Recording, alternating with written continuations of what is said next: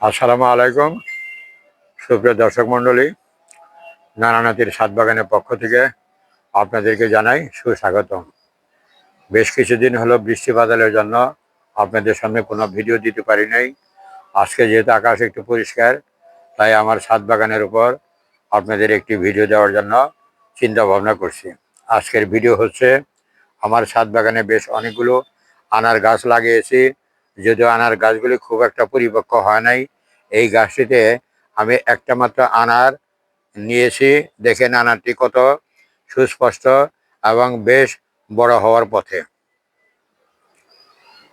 আমি সবসময় চেষ্টা করে থাকি আমার ছাদ বাগানে যতগুলি গাছ আছে সবগুলি গাছ আমি জৈব পদ্ধতিতে করার চেষ্টা করে থাকি। কেননা আমার ছাদ বাগানের মূল স্লোগান হচ্ছে বাংলার মাটি সোনার চেয়ে খাঁটি, বাংলার সাথে সাথে জৈব সার গাছে গাছে, ধরবে ফসল তরে তরে, তুলবে ফসল মন ভরে।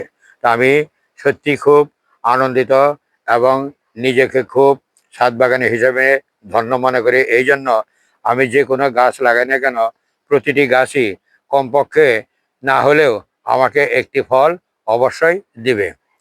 কেননা আমি তাদেরকে যেভাবে যত্ন করি এবং যেভাবে জৈব খাবার আমি দিয়ে থাকি, সাধারণত তারা ফল অবশ্যই দিতে বাধ্য।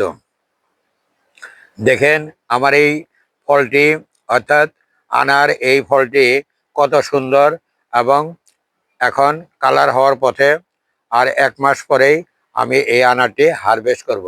তবে গ্রীষ্মকালের যে আনারগুলি ধরে সাধারণত, সেগুলি শীতকালে খুব সুন্দর হয়। আর বর্ষাকালের আগে যে আনারগুলি থাকে সেগুলি কিন্তু পচন ধরে, সেগুলি গাছে রাখা খুব কষ্টকর হয়।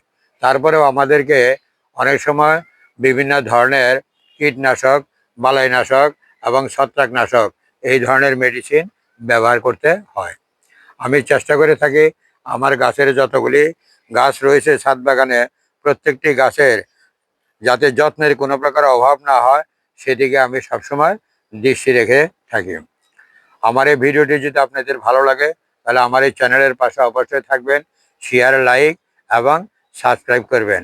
কারণ আপনাদের সহযোগিতাই আমার সফলতার চাবিকাঠি। সবাই ভালো থাকেন। আল্লাহ হাফেজ।